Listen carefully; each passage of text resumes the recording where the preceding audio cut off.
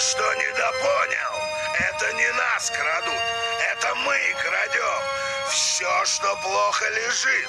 Компрендо? Что ж, в таком случае мы очень спешим. Не хочу вас задерживать, но, понимаешь, у нас небольшая проблемка. Какая? Видишь ли, это значок шерифа. А шерифы и конокрады не очень-то ладят. Так? А раз я, злобный Джек, главарь конокрадов, я должен тебе намять бока. Намять бока? Это что-то вроде массажа?